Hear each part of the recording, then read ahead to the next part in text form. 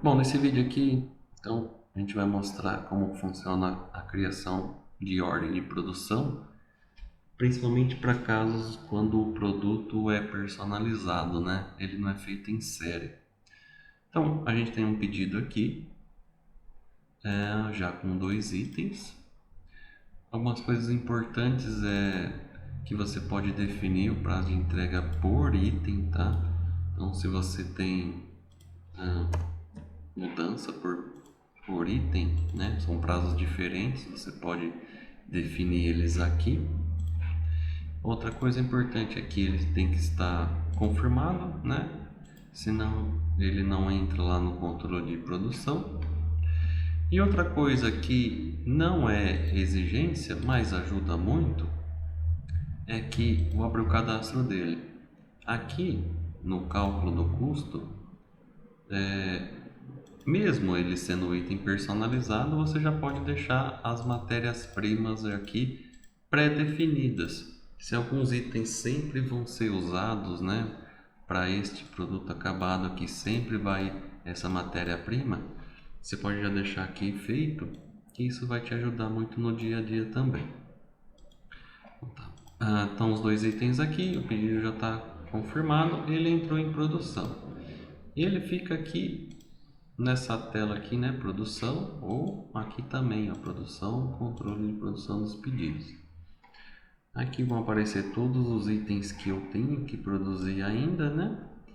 E aí, para facilitar, eu vou só filtrar o pedido ali que a gente acabou de criar, que são esses aqui, o produto teste A e o produto B. Eu vou criar a ordem de produção primeiro aqui. A ordem de produção é por item, tá? Ó, vou criar a ordem de produção desse item que eu selecionei, confirmar aqui e eu vou já abrir. Eu abri a ordem de produção, ela está com status lançado aqui, então eu ainda consigo fazer alterações. Como eu te disse, a matéria-prima já carregou aqui automaticamente, mas eu posso também alterar a quantidade que eu vou usar, tá? Como também posso adicionar outras matérias-primas aqui.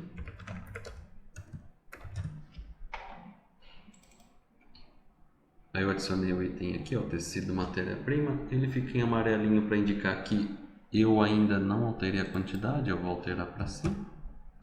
E esse aqui está em vermelho aqui no estoque, ele indica que está com estoque, ainda não tem estoque disponível para produzir, tá?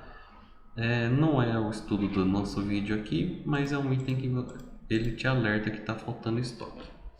Bom, então tem essa ordem de produção desse produto aqui, que é deste pedido que vai estar aqui listado. Posso colocar aqui dados adicionais. E outra coisa importante é o fornecedor. O que é o fornecedor? Quem que vai produzir esse item? Se for a própria empresa, é só colocar a própria empresa. Se for uma produção terceirizada, você põe a empresa terceirizada aqui. Nesse caso, é uma produção interna, né? E outra coisa que você pode colocar na própria OP é o valor do fornecedor. Que se for um terceiro, você vai colocar lá quanto que você vai pagar para o fornecedor produzir isso para você. Mas se for interno, você pode colocar aqui o custo de mão de obra, de máquina e de processo, né? Enfim, do processo. Você vai informar ele aqui para produzir esse item. Então, vou adicionar aqui embaixo. Isso você pode alterar depois e eu deixar para o final, tá? Informa aqui. Feito isso, aí só confirmar aqui.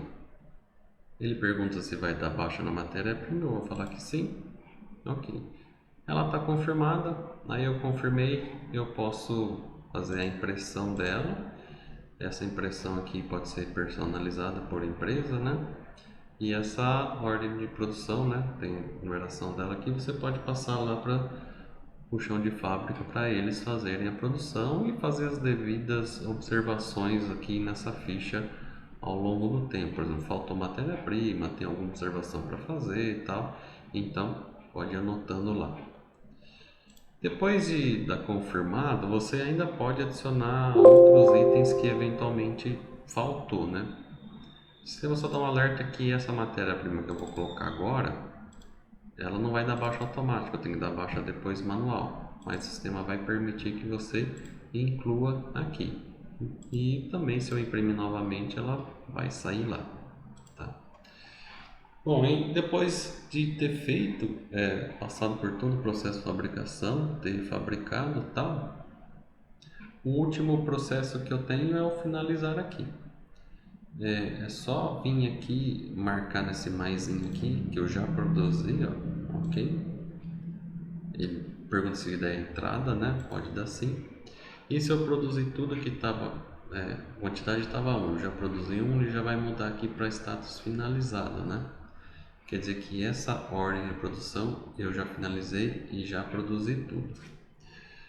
A ordem de produção, né, você pode abrir ela, né, para saber como que está o andamento. Por essa tela de controle de pedidos, ó, vou mostrar todos os itens, inclusive os que ainda não, que já foram produzidos, né? Porque aquela OP, como a gente já produziu, tá vendo? Ele já saiu aqui da tela, né? Vou marcar para mostrar também. Tá vendo? A OP 78 está aqui. Eu posso botar botão direita e abrir essa OP por aqui, vai estar ela aqui finalizada. Como também eu posso abrir ordem, consultar, né, a ordem de produção por aqui, ó.